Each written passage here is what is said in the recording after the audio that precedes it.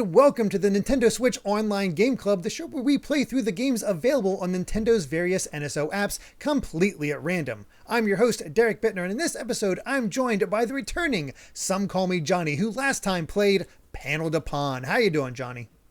I'm doing much better now that I know what's ahead of me for this future. Now the demons can be silenced. Oh, no, to be fair, like to reiterate, I did enjoy my time with Panel Upon. Yeah. It's just I am not a puzzle guy. I'd rather just jump on stuff and commit murder. Yes, murder is necessary. The puzzles, yes. I don't want to use that. The brain, no good. Because he's not a puzzle guy, this is why we're not getting a Saw 2 review on his channel. Yeah, there you go. Oh, it has nothing to do with the fact that it's just a garbage game. It's because it's puzzles. Okay. Yeah, there we go. Two things can be true at the same time, I guess. Perfect. And joining us as well is his brother / fellow member of the Super Gaming Brothers, CreepyElliot. How you doing, Elliot? You last played Shadow of the Ninja, if you remember correctly. That was what it was called. Okay. Which that remake is coming, or remaster, or whatever you want to call it. That is coming soon. That is this summer. We were talking. That's right. About Yeah, it is. So. Yeah, and the remake looked good from the last time we saw that. Yeah. But like now that we know what we're going into, Mario Land. Yeah. Well, let me go ahead and give that proper introduction. As you're both likely aware, there are now over 200 games across the NSO, and while some are widely known like Super Mario Bros. And Zelda, there are some odd picks that could be considered hidden gems. We honestly don't know, so what we do is enter all those games into a randomizer, pick one, and then give our initial thoughts. And this week, the Wheel of Games has chosen the super obscure Super Mario Land 2 6 golden coins on the Game Boy. That's a mouthful. What is our experience with Super Mario Land 2? Elliot, I'm actually going to start with you because I think you might be the only one who has no experience or little experience with it. Very little experience. Yeah, that's the word to put it. Like my experience has always been ever since I was a kid, Mario Land 1. And then I didn't know till years later there was a second Mario Land, and I'm like, "Oh, okay." And it's like, "Oh, it's not like Mario Land 1." No. No, it is not. John, what's your history with Mario Land 2? So, very similar to Elliot, actually. It says Super Mario Land, the first game, was one of the first Game Boy games I've ever played. This is way back in the early 90s. I played it alongside with Kirby's Dream Land. But I ended up enjoying Land a lot more, despite it being like 10 minutes long. But it had some serious bops. It had... I'm actually not going to praise the controls because the gravity was tuned up on that one. But I really, really enjoyed my time with that game. However, after that, I kind of just stopped paying attention to like handheld Mario games for the time. So I completely missed Mario Land 2 when it was released. And it wasn't until maybe like a decade and a half later where I finally got to experience it. And the only reason why I did was because I read that it was the origin point of Wario, Mario's longtime rival. I don't really know. He's just kind of there anymore. He's just kind of his own entity now at this point. Yeah. At this point, interdimensional doppelganger. But that was enticing because at that point I was already a big fan of the WarioWare series, and I never really played Wario Land growing up. So I went back to Mario Land 2, the 6 golden coins, and I got to play it for the first time. I was like, wow, this is just hands down better in almost every way. Except off the top of my head, because it's been a few years since I played this game, the soundtrack. I remember enjoying Land 1's soundtrack more than Land 2's. But Land 2 was just categorically better in every sense of the word. It had graphics worth a damn. Mm-hmm. It had that sick bunny hood power-up where, you basically you hover for a second. It's basically like the Raccoon Leaf without flight. And it had some pretty kooky level designs. One, of course, if I recall correctly, a giant toy robot where you fought balls in the crotch area. Yes, you did. Not only just toy, not any toy robot, a giant toy Mario robot. Giant toy Mario robot that we go inside. we had to hit his meatballs, did we? Yeah. Yes, we did. So that is the thing, that the level. So I grew up with this one. I had Super Mario Land. I didn't really have a lot of, I was young when I started playing a lot of the games. My parents hooked me up with a Game Boy, came with Mario Land, came with Tetris, played those a ton. And they typically picked out the games I played. I feel like there's like, here, if this is for Christmas, hey, Mario Land 2 came out. You like Mario? Here you go. That sort of thing. There you go, you jerk. Now shut up for a second. Go away. No, definitely not like that. So I played the heck out of it, and I absolutely preferred this over Mario Land 1. I'd still go back to Mario Land 1 because it didn't take that long to play through it. But to me, especially as somebody who did not grow up with the Super Nintendo, it felt like the closest thing I had at home to playing Super Mario World, because he had the spin. You have the little spin attack that you get to do that he had there. That's about it as far as connections between the two, but it was close enough to kid me. So I was all about this. But yeah, it's the introduction of Wario, and I became a massive fan of the Wario Land series later on for the Game Boy. It just continued through that. And the level design for this game, the level themes are fantastic, and you can go in any order. You can go however you want to go through this game. And I do remember at the very end, Wario did give me some trouble. Wario took me a while to beat as a kid. He was tougher than I would have thought. I don't think I'll have that trouble now, but there is a level set here that I know Elliot's going to really enjoy. Oh boy! Should I spoil it for him or not, John? Don't spoil it. Don't spoil it. I'll leave it up. I'll leave him to discover. There's two levels in particular that I think Elliot will enjoy. One for Easter egg reasons, one for thematic reasons. Okay. So sounds good. Now you got my expectations. It's the bong level. What they don't tell you is that it's a prequel to the Donkey Kong game on the Game Boy, because you see a very particular sprite where it's a donkey bong. That's right. The last level of 94 is just a DK bong. Oh my gosh, I didn't think I realized that. It even smiles at you when you pick the last level. It's like, we know what you're all about. Which, speaking of, why isn't that on NSO yet? We don't know. That's a good question. Wait. No. Is it not Donkey Kong 94? No. It's not. Is it? What the shit? No, John. What? No. Go buy Mario versus Donkey Kong and shut up.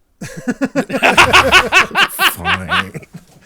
Like just how we don't have Super Mario RPG on here because we have the remake. I assume that's the reason. I don't know. 100%. But even then, it's like Donkey Kong and Mario versus Donkey Kong. Like, well, yeah, they're both puzzle games. Just thematically, they're still a little different, you know. Oh yeah, for sure. But digression aside. I don't know. It's hard for me to talk a whole lot without getting to like things like, oh yeah, this. That's all it's discussion for later. It's just, I remember having a lot of fun times with this. In fact, I would start fresh a lot, delete saves, and just replay a ton of times. Just infinitely replayable as a kid for me. Like, I think like the most I would say like is like, oh, I experienced Mario Land 2 was when I had to edit the review that Trav did for both Mario Lands 1 and 2 as like a single video. Ah, okay. But it's like, I forgot what comes up in Mario Land 2. Yeah, like when you experience something as an editor, you're not really absorbing what the game is. You're just following directions. Do this, edit the dick joke here, and balls. Yep, perfect. No, but I'm very much looking forward to this because I love platformers like Mario, Sonic, Crash Bandicoot. It don't really matter as long as I can control just fine, and as long as it's not boring me to death. I'm down for any platformer. I'm pretty sure this was not done by Gunpei Yokoi, unlike Mario Land 1. No, I think he only had involvement in the first game, and I don't remember when he unfortunately passed. I know it was after Super, but I'm not sure if Mario Land 2 was already out around that time. It probably was. It was Game Boy. Mm-hmm. I just looked it up. I think he was still alive because he is listed as the producer of this game. Okay. It was developed by R&D 1. Director was two directors, Takahiko Hosokawa and Hiroji Kiyotake. One guy doesn't have the first name sounds familiar. He was originally a designer for Metroid. Oh, okay. And he's the character designer of Samus. Yeah. Well, Nintendo R&D 1 did a lot of stuff and shared a lot of staff around that time. So that's actually not that surprising. Mm-hmm. So I'm actually curious if I'll see any other hallmarks like playing Mario Land 2 now that I have that kind of, because I remember I did a lot of research on Nintendo R&D 1 when I was doing the Metroid videos a couple of years ago, realizing that like, all these guys were in Wario Land. It was just pretty funny to find out. His first time directing a game was the original Dr. Mario in 1990. Then he would direct Metroid 2 in 91, and then Wario Land 2 in 92. Oof. And he also directed the very first Wario Land. So makes the black sheep of the Metroid series like, oh, that burned me. Now I'm gonna go back to Mario. I just made this new character everybody loves. I'm gonna stick with him. Yeah, Wario is my baby now. Yeah, absolutely. Yes. The idea of Wario being a baby in anything, except he was in that one Yoshi game. It's true, yeah. And I'm pretty sure WarioWare made him a child in some form or fashion. I don't recall exactly, because that game was a lot of PCP happening in that game. Yeah, got a gallon. Oh my god! Of what, Wario? PCP. Oh, I love that portable system. Oh god. Well, any other thoughts or hopes for Mario Land 2 before we jump into it? I hope I can beat it in a day. I just gotta find some time, like between things that I'm working on right now to find. But that's it. Literally, I can go to the bathroom and just not leave for like an hour. Like, he's in there for a long time. This is a mean ass shit he's taking. It's like, no, babe, just playing Mario Land 2. You're a loser, John. I know. This is all. I'm in my moment of zen, so. This is a long piss. What are you doing in there, John? I'm in the ball level. No, it's in the ball level, he says. All right. We'll be back in a short time for all of you and a week for all of us as we go off to play some Super Mario Land 2 for the Game Boy. Till then. Obey me, Wario. I am your master. Mario is your enemy. The wicked imposter Wario has cast an evil spell over Mario Land. Don't let Mario get the 6 golden coins. Don't let Mario reach the palace. This is the biggest, most dangerous, most challenging Game Boy adventure yet. Obey Wario. Destroy Mario. Don't fall under Wario's evil spell in Super Mario Land 2, only on Game Boy. And we're back after a week of playing Super Mario Land 2, 6 golden coins for the Game Boy. This is a childhood favorite of mine, but it's actually Elliot's first time playing. So, Elliot, what'd you think? Deep thoughts coming from Elliot. Okay, so like first time it was the first time I played it, and then I gotta say it's pretty interesting, to say the least. You know, it's like I had a very fun time with it. No, define interesting, because I think I might know what you mean before you elaborate, but go ahead. If you were to compare the first Mario Land, like aesthetic and style wise, to the second game, essentially. Right, Oh, because so the first game was, we don't got time for this Mushroom Kingdom nonsense. We're just going to go to real world locations. Extremely simplistic. Yeah. Yeah. What if Miyamoto had nothing to do with Mario? What would Mario have looked like otherwise? And there it is. It's basically like, it's in very simplistic and reductive means it's Odyssey before Odyssey, where there's no real like magical places. It's just we're going to visit real world locales. Yeah. We're going to visit the Easter Islands. We got Chinese zombies jumping at us. That scared me as a kid. You know, this game decidedly does not follow a similar suit, and I will start by saying I think that is a detriment. I'm not saying that the aesthetic of Mario Land 2 is bad per se. I just think it's less unique, because the aesthetic of Mario Land 2 is certainly more generic with its themes, where you have Spaceland, Pumpkin Zone, Toy Zone. Turtle. Turtle. Which apparently Mario is turtle enough for the Turtle Club. Yeah, he doesn't have a choice because the moment you get close to that damn turtle, he just gobbles you up. Like, oh, I guess I'm in Turtle Zone now. Vor. Nice.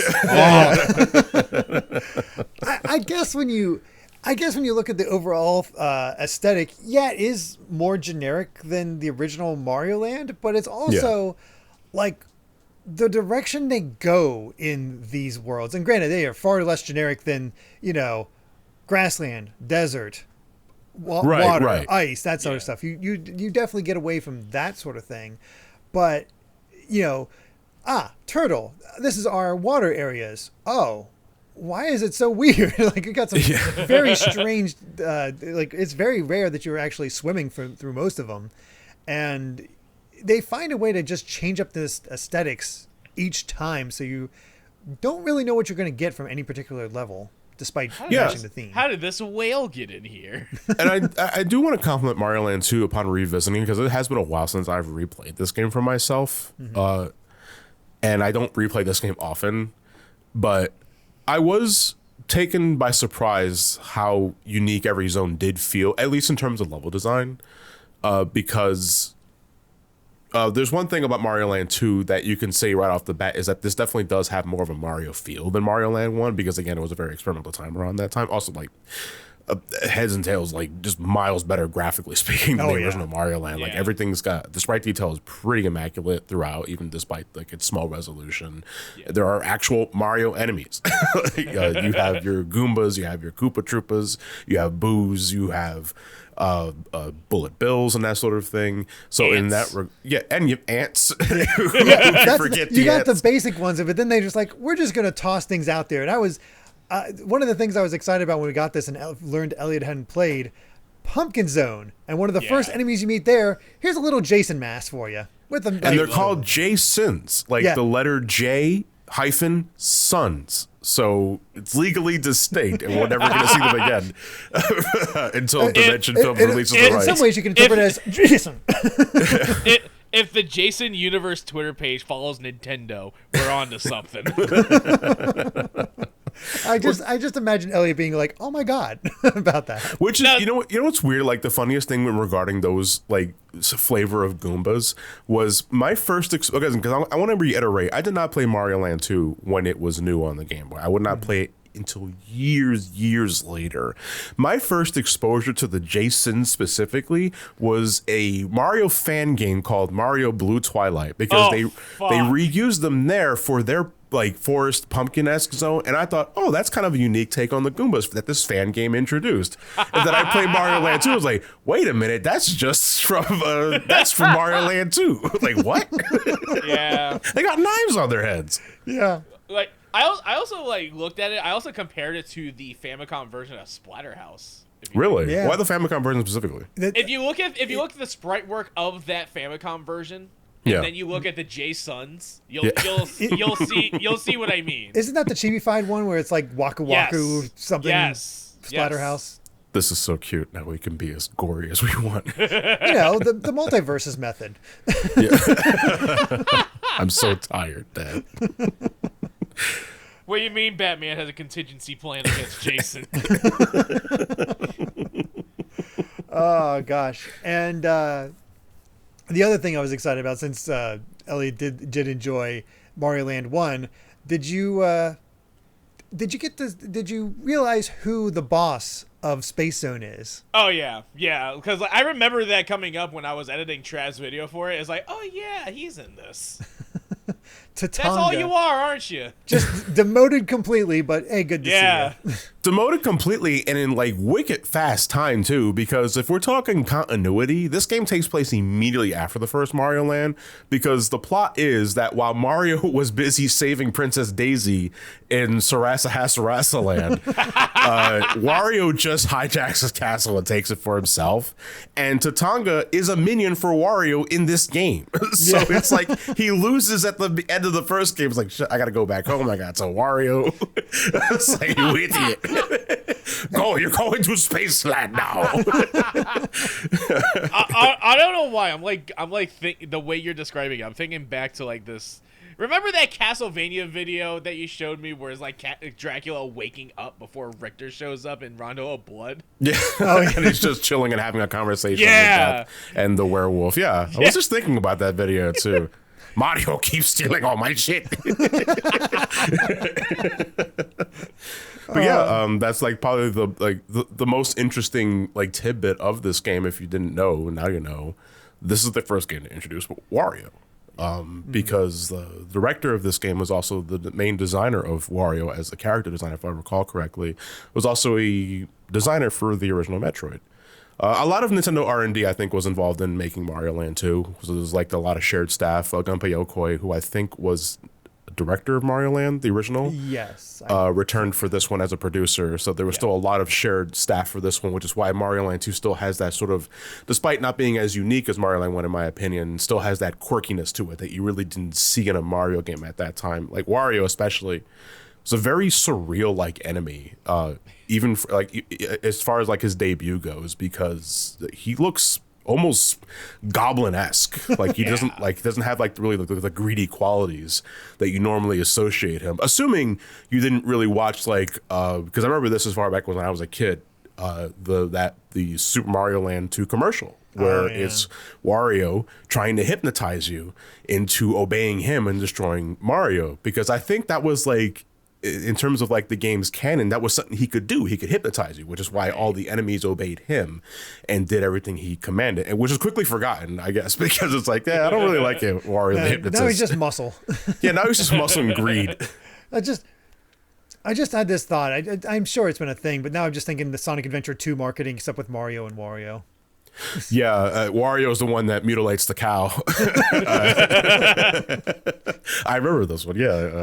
Like good Italian, evil Italian. Which one will you choose? The sprite of Wario kills me because I think his eyes are almost always going in different direction. He looks he's got like insane. the Forrest Whitaker thing going on with his face. But you say we laugh, but it does stand out. It makes him striking because this is his debut game. It's like he is the antithesis to Mario, and let's not forget, he took off after this game. A lot of people really enjoyed Wario to the point where the next game after this was the first Wario Land, but they still attached the Super Mario Land moniker to it. It was the Yoshi Island type thing. Like Super Mario Land but then 3. starting from that point forward, they just made it Wario Land 2, 3, and beyond, and then like Wario's so popular, he got 2 spin-off series to himself. Like he got Wario Land and he got WarioWare. Yeah. So I think he kind made of off pretty good. Wario Land, but still. But but that's what Pizza Tower is for, I guess. And then you gotta love the motivation of I think if the motivation of Wario Land 1 is he lost Mario's castle, he really wants a castle for himself. He goes out and gets a castle, like tries to get himself a new castle. He knows what he wants and he works for it. I guess at the very least, got a good work ethic. I also love that, like, when you do go to the goddamn camera.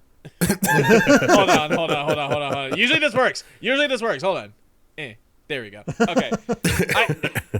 I actually like is that before, if you were to go to the castle before you get all 6 coins, you can just see Wario just like going everywhere, like you go left to right inside the castle. Yeah, like he's just rummaging because it's not his castle. Yeah. So like when Mario's away, he's going commando, like, just freeballing every room. he starts pulling a Macaulay Culkin. Mario, I'm going through your stuff. You better come down and stop me. He's a big picture. Mario, your girlfriend. Woof. Throws it away. Wait a second, that's Daisy.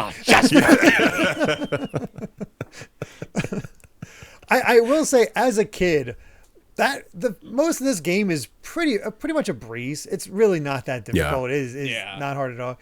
Finding the secret areas is maybe the biggest challenge you'll get through most of it. And some of the bosses, when you're first learning the patterns as a kid, they could be a little tricky. But man, Wario kicked my ass as a kid. It was like the whole gauntlet of the castle, those bosses that went in circle, like window screensavers on you. that you had to take care of. And then the 3 forms of Wario himself. By the end, I was wiped and I just couldn't, had a heck of a time getting through it. Now I'm fine, but back as a kid, that really was a challenge. I mean, it does help that, like, especially if you're like playing this on the NSO, you have the save state feature and you also have the rewind. It basically makes lives meaningless. So whenever you get to like, so at the end of every level, when they're continuing the Mario Land 1 thing, where every exit has 2 entries, the top layer and the bottom one. If you manage to do the top one, you get a bonus mini game at the end where you can get lives or power-ups. But because now we live in a world where you could do save states or rewind, the lives are meaningless. So you're always aiming for like the firefly or the carrot. And that is essentially what I went for, especially because like we're talking about like the game being a breeze. The bunny power-up neuters this game completely. Oh, yeah. Very much like the raccoon leaf. And the cape from Mario World. Because I think, like, out of all the games that Mario Land 2 has taken the most inspiration from, it is Mario 3 and it is Mario World. In regards to, I don't feel like playing the game anymore. So I am going to get the bunny power up and I'm just going to, like, mash the jump button so that Mario basically loses no vertical height. Yeah. And you can just coast across every single level that allows you to get away with it. Do you even have to mash it? I think you can just hold down the A button. You hold it down, and that slows your descent. But if you mash it, you barely lose any verticality. Okay. But it's murder on the thumbs. Like if there's one, because here's the thing, I love the Switch, but I rarely play it in handheld mode because I don't like the Joy-Cons. I feel the feedback on the Joy-Cons are not good. That's why I rather play it in console mode with a Pro Controller because that feels more comfortable in my hand.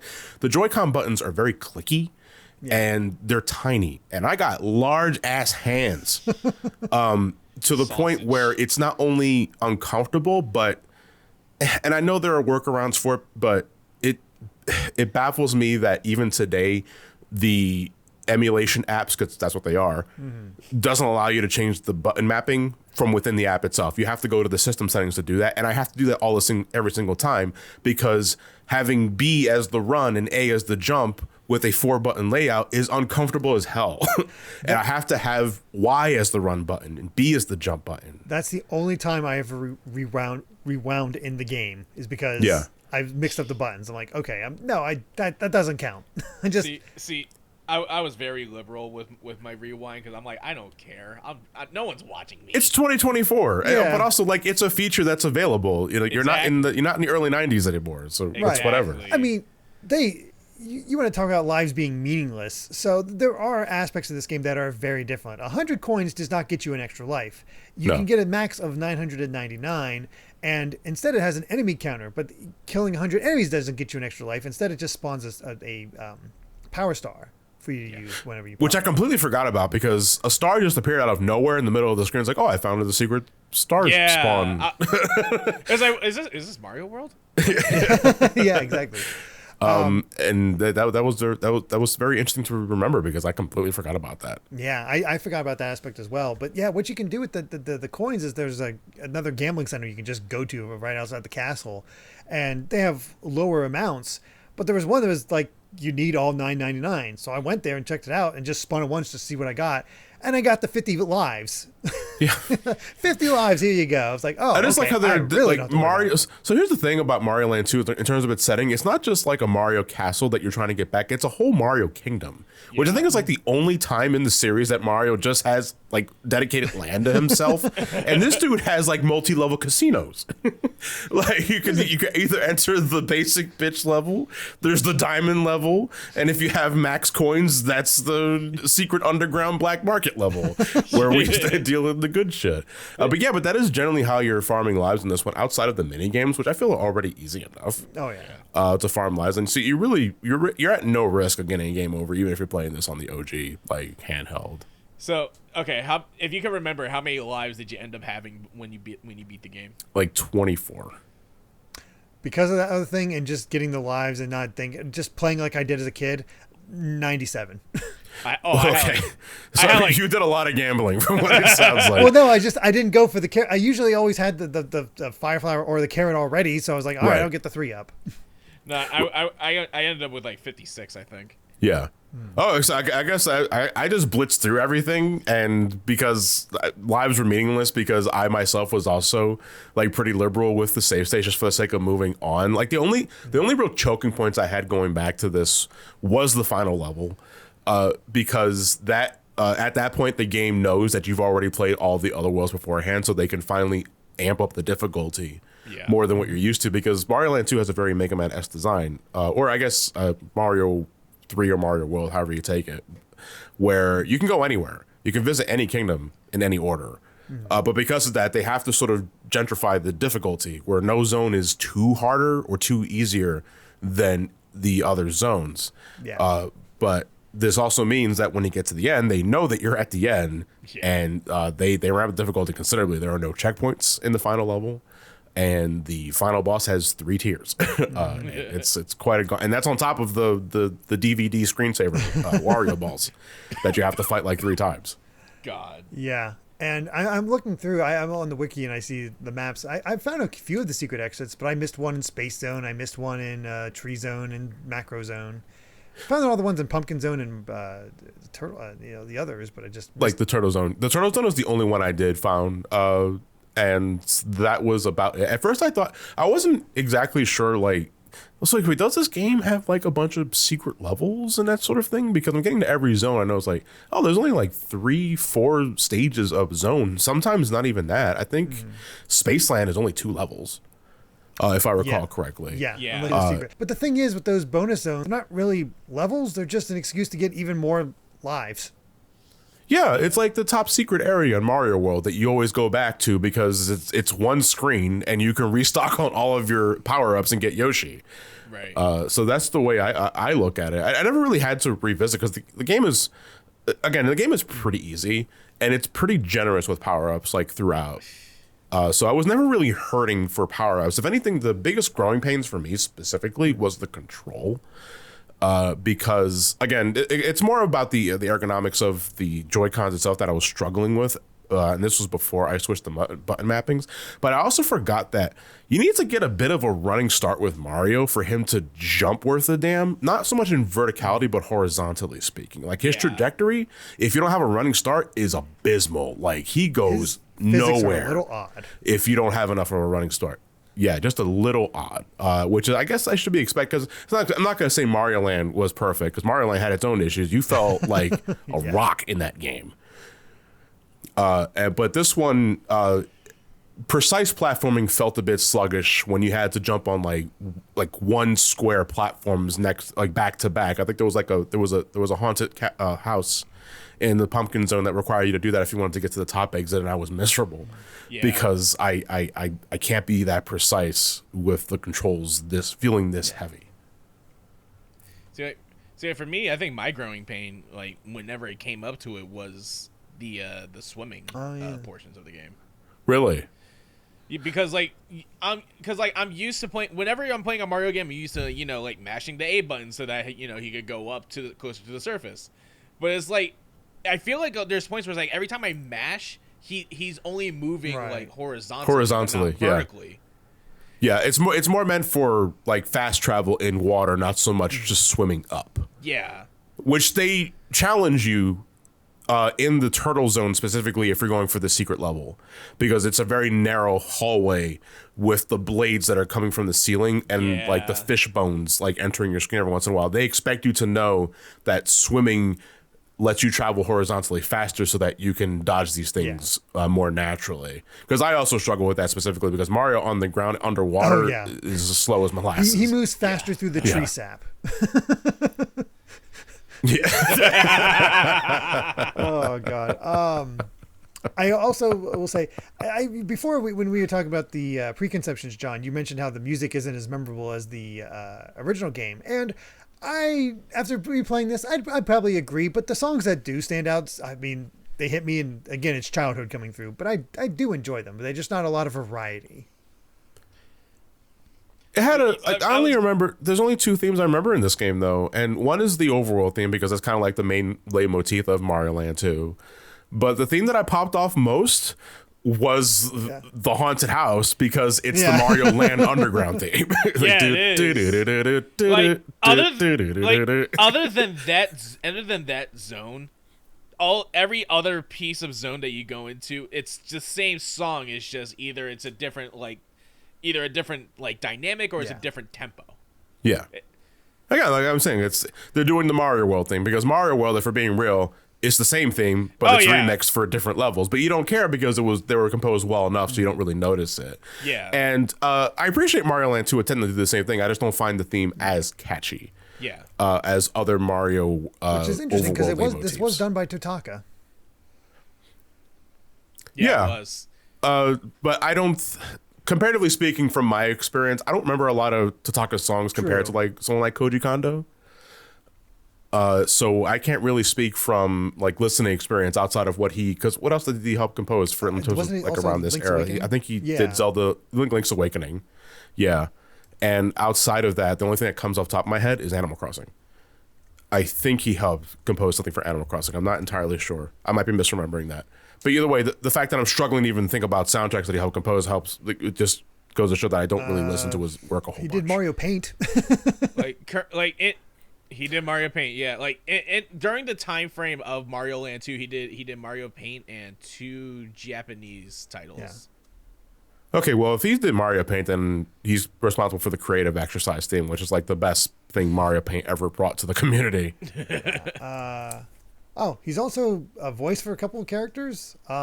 He voiced Egad in Luigi's Mansion and Birdo since Toadstool Tour. I have this person exactly. He also voiced the Yoshis in Yoshi Story. So, and actually, he is just the voice of Yoshi. So there you go.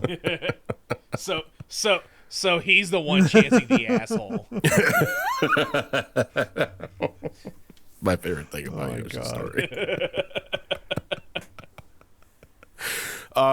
So when you were playing this game, though, what filter did you guys end up using? Out of curiosity, did you go for the classic green Game Boy filter? Did you guys play black and white Pocket? I think I went for the color filter. Filter. I think that just looks the best. I did too. I like Orange Mario. I had mine on color, but that was also because I forgot how to change filters. It's in the settings, like in the app settings itself. Right. I was tempted to do sickly green original Game Boy just for the sake of nostalgia, but it's like, nah, that's more justifiable when you're actually on a Game Boy, but it doesn't quite hit the same when you have a backlit screen and you're not leaning next to a lamp that trying to perfect see angle the that damn you can thing. actually see and play. Yeah.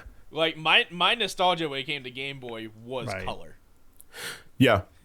Because to be fair, like by the time you were of an age of reason, I want to say it was already like the early aughts, and the Game Boy Color was already on the way out for the GBA. Yeah, well, that's the fight. I have it right here, actually. Like, this is my childhood right here. Yeah. This is the same one I had since I was a kid, and it still works perfectly. Is the battery cover missing? No, I got so it was missing. It was missing. At one point, it's always the first thing to go. The battery cover is the first thing to go with these damn because I think I got the bundle with Pokemon Yellow. That's when I upgraded the Game Boy Color. I had a yellow Tommy Hilfiger promotional Game Boy Color. Oh my God. Yep. A long time ago. That thing goes for a lot of money nowadays. It is extremely expensive nowadays. Yeah, but nowadays I have a lime green one and I have a purple one. The purple one I've had for a long time, but the battery covers. It's time to pick up an analog stick on that one. Maybe. Easy there, big money. I'd rather like get the money to like mod a GBA wide model for a backlit screen because the GBA wide, the OG model, remains peak. It is so comfortable, but I hated not having a back screen. I never upgraded. That's what I'm saying. It's like man, it was tempting.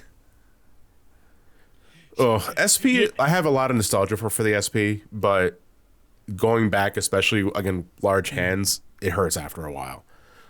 Which is why I much prefer the original GBA wide model. And if you do have like the spare income, get someone that can retrofit a backlit screen into it. And or you could just take a DS, snap off the top, and there you go. Yeah, This should still you're all work. fine. For all of that, just get a Game Boy Micro. Imagine someone gifting you a DS. It's like, thanks. I've always wanted a Game Boy Advance with a backlit screen. Oh God. So it took me a little over an hour to finish the game. I didn't do every secret level as we were getting into early. I think the only one I discovered on my own was just the one in the water, the turtle zone. So what would you say favorite zone, least favorite zone upon revisiting this? Because I want to say the aesthetic is fine. I didn't like Spaceland because I see what they were doing with the level. They wanted to emulate the flying levels from the original Mario Land, but you're in a spacesuit instead. But you're not also not in a plane, so you're using low gravity to ascend and descend depending on how hard you hold the jump button down. And I feel that feels a little clumsier than just being on a plane and just making a dedicated spaceship out of it. Like I kind of struggled with Tatanga a bit because like I wanted to like fireball this dude because I'm kind of just mentally preparing myself for that kind of encounter, and I kind of like didn't do that because I was just kind of getting hit. You had to really beat those place. balls. Also, like some of the obstacle course evasion in Spaceland is pretty tight, especially if you're like trying to get to some routes that have power ups. Plus, it's an auto scroller, which is I think the only auto scroller in the game. There's another auto scroller that is a bonus level in the overworld. I want to say that has one. As far as favorite, probably Pumpkin Zone. It just Pumpkin Zone is pretty peak. Like really unique enemies. Different song.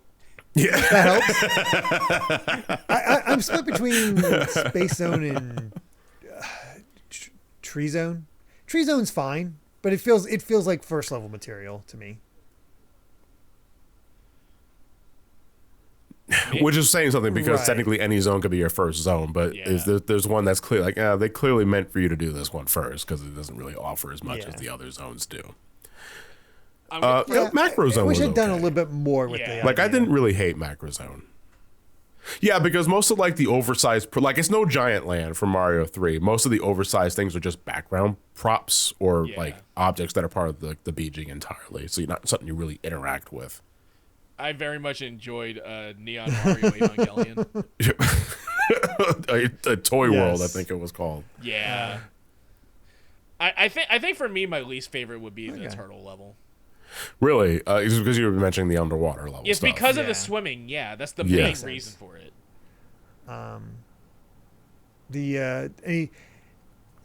Any boss give you any particular trouble?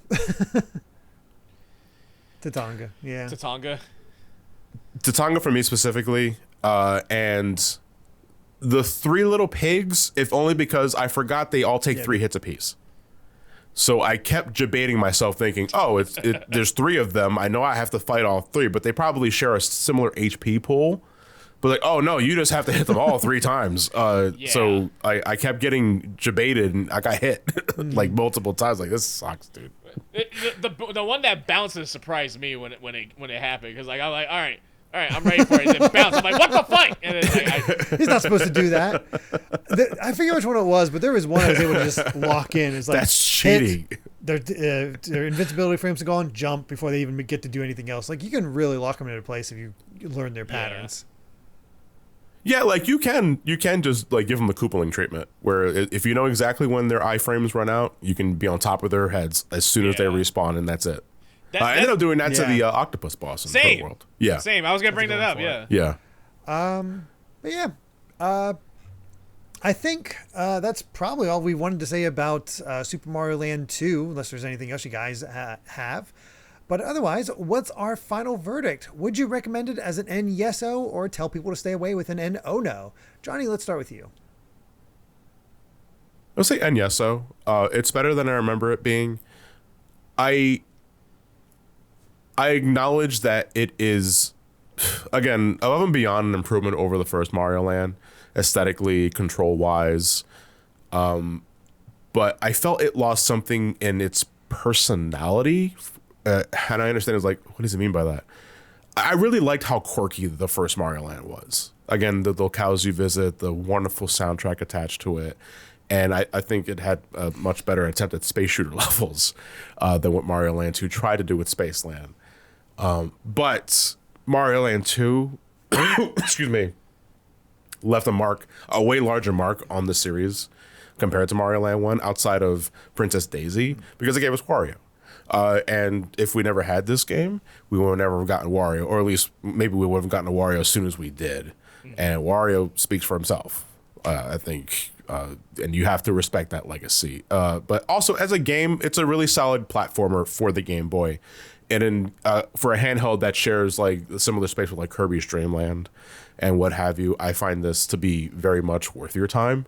And it's not a hard game at all. It's pretty simple. It's very easy to understand, and I think it's kooky enough to stand out on its own merits. I don't like it as much as the original Mario Land, but that's also because I'm old and I have a lot of nostalgia for the first Mario Land game. What about you, Elliot? Same, and yeso. Because it's a very quick romp. You know, if you have like half an hour to spare, it's like you haven't played Mario Land 2 yet. It's like, yeah, like it's just a great way to like experience like 2 of the 3 Mario Land games that came out on the Game Boy. Like, you know, if you haven't experienced it at this time, like John, my experience with Mario Land 1. So, like, playing Mario Land 2 is like this. It is a good game. Like, it's a very fun game. Like you're on the shitter. You feel like you're not gonna be in there for a while. It's like, all right, Mario Land 2. Yeah, I got some. No, you see on that game, I would argue that's why I play Mario Land 1 because that's less time on the shitter. No, that's 5 minutes. Oh god. And then you beat Mario Land 2. It's like, oh no, there's no toilet paper. That's the worst. But again, it did set a legacy for Wario coming in and then becoming like a huge staple and a huge character ever since. Because like I love the WarioWare games, like that is like peak Nintendo franchise for me. And like seeing the origin of Wario is like he doesn't have money. Yeah, it is weird. That's weird. I hope the other Wario Land games come to the system so you can sort of see the evolution of Wario and how he sort of it grows. Wario Land 3 is on its own is certainly worth checking out, but yeah. I would like Virtual Boy on the NSO. If only to get Virtual Wario Land. I'm gonna be real. I actually want Virtual Boy games on NSO. There wouldn't be that many. Like yeah, there's only like what 10? Something like that. I'm just thinking more about unless they put Jax Brothers from Japan. That's 11. I don't think you understand what you're actually asking for here. Everybody's waiting for Virtual Boy on 3DS, and they never did it. So I'm gonna be working on the computer one day, and Elliot's gonna come down. They're gonna introduce the Virtual Boy for NSO, and one day I'm gonna hear Elliot come down the stairs, and his eyes are bleeding. And he's just going to say, John, I don't feel so good. That he collapses, and that's a hospital bill I suddenly got to pay for. And I'm just shaking my fist up in the air. Why did you ask for this? Yeah. Anyway. John, I got to stop playing. I'm seizing. You seizing the moment for Virtual Boy? No! I mean, I'm seizing! It's an end. What about you, for me? Again, this is a childhood thing for me. I didn't grow up with a Super Nintendo, so a lot of Game Boy titles served as my sort of bridge to that. I didn't have Donkey Kong Country. I played Donkey Kong Land. I didn't have Super Mario World. I played Super Mario Land 2. And I did, as a kid, enjoy Mario Land 2 more than Mario Land 1. I still like both, but I preferred 2 because it was so much closer to that Super Nintendo experience that I just couldn't get otherwise. And I just played it again and again and just always had a lot of fun with what it had pulled off. And it also led to, again, as both of you said, Wario and him having this legacy that I followed along to the point when I saw Wario Land, I was like, what the hell is this? Like, it took me a while to get into WarioWare because I was like, where's my Wario Land? This is not right. and Derrick's been outside of Nintendo R&D. I want my greedy Mario who since, wants his money like, the and last beats up 20 years. like has a rival that is like the pirate lady. Derrick, you're starting to build mold around your feet. Yeah. I think you need to go back home. He sees Tataka composing. You are mine. I don't want a game where you pick your nose. I want the game where you fight the pirate lady. But no, it still holds up. It's not peak Mario by any means or anything like that. But as a No. Look at how Mario was on the handheld, how they sort of evolved as time goes on. It's a great piece, and I think it still holds up really well. And it's just a favorite of mine. So, yeah. Yeah. So here's a quick question to gauge then. What would you say? Mario is Land 3. peak Mario? Excuse me. Super Mario Brothers 3. I am a Mario 3 stan.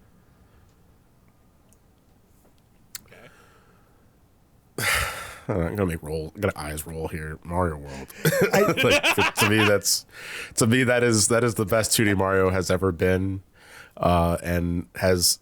I'm still waiting. Oh, wait. I know a lot of it is nostalgia. Same here. A lot of it is nostalgia for me, but to me, there is no Mario game even today that controls as well as Mario World does, and in a platformer more than anything in the world. If level design is like one of the most important factors, control is a much, much more important factor for me. And Mario World is the standard I hold all platform controls to. Not just Mario, just in general. If you can let me be as precise and smooth and free-flowing as Mario World, I'm in for a good time. But I feel a lot of games kind of struggle with that. And because of that, that's why I still hold Mario World so high up. But I also understand, he's 36. Very much so. So of course you'd say that.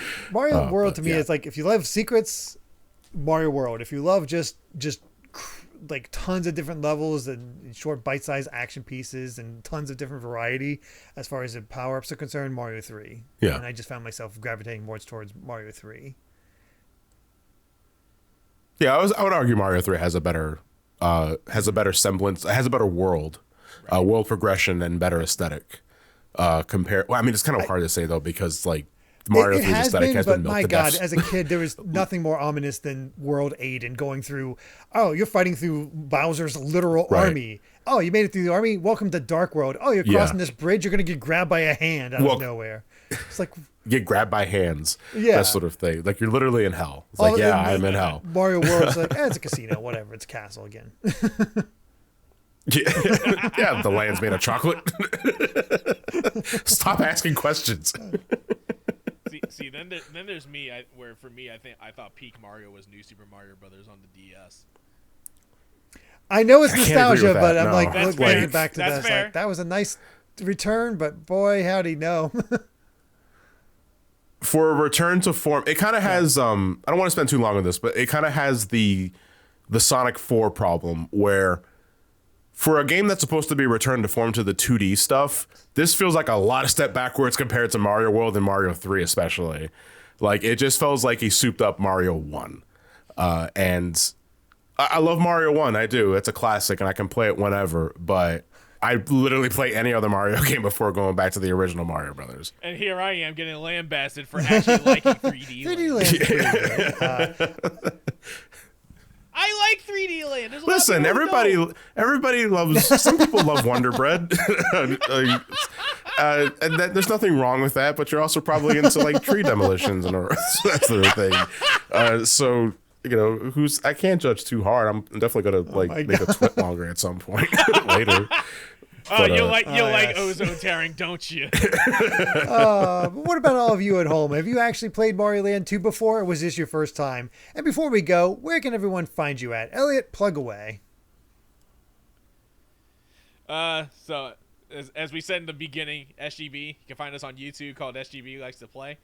But if you want to see me personally, you can see me on Twitch at _haunted arcade. There's an underscore because the full thing without it got taken, unfortunately. But Yeah, definitely check that out. It's a lot of fun. We've getting to enjoy Dracula and Dead by Daylight soon. Let's go. 2 months. In 2 months. What about you, John? You can find me in multiple places because I have my hands in a lot of pots. My main channel, of course, is youtube.com/SomeCallMeJohnny. I am just about wrapping up production on my next video, and I'm sorry for the wait. I hope I made the wait worth it, but God. that's a lot. I am also involved in SGB, the Super Gamer Brothers. You can find us at youtube.com/SGB likes to play, or you can just type in like Super Gamer Brothers on YouTube. It's the same thing. I also have a Twitch channel myself. It's twitch.tv/SomeCallMeJohnny. I don't stream often, mostly on weekends, and that's kind of on and off because my schedule's kind of all over the place, but I like to stream Final Fantasy XIV a whole bunch because that's my favorite game. And I am currently in the middle of starting my Metal Gear marathon, where I'm playing through the entire series in chronological order, except maybe the Acid games because those are Are card you playing games both the NES on and PSP. MSX version of Metal Gear? I'm playing MSX and NES. I just finished the NES version of Metal Gear, so next up is Snake's Revenge, the American exclusive sequel that It Kojima warms my had heart that nothing to you're do doing with. something similar to me in Castlevania. Yeah, I mean that was kind of that was a major inspiration because again, because I've been doing the whole like in terms of my review stuff, I've been doing the marathon stuff like since time immemorial. Because my favorite thing about marathons is chronicling that journey, seeing how a series starts, and then seeing how it peaks and then falls off, and then peaks again and then falls off. It's like, wow, there's no consistency with this. But still, that journey is very fascinating every single time. And my favorite thing about it is like seeing the audience be exposed to this sort of thing. It was like, until I thought you just looked at Sonic games. But because of you, I love Metroid. I love Final Fantasy. I love Mario Brothers and that sort of thing. And that's what really warms my heart. And like to see people like celebrate because like I'm just here for a good time.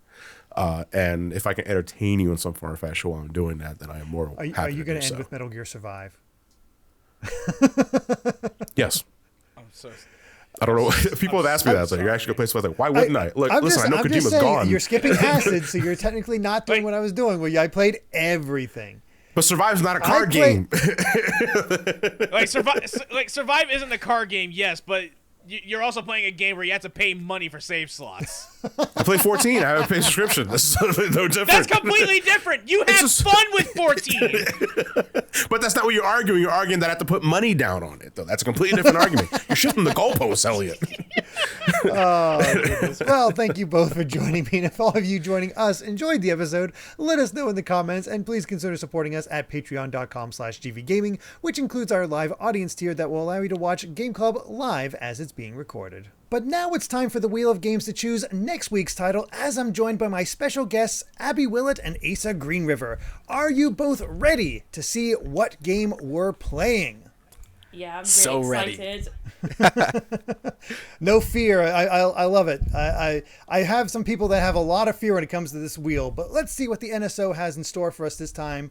Spin this wheel, and this week we are going to be playing Spin the wheel. Excite Spin the Bike wheel. 64. Ooh! So, getting some Ooh, that's racing in cool. there. Very exciting. There we go. Ooh. I've not played that for years. Okay. Yeah, it's I've been a while. Not played it, so this will be interesting.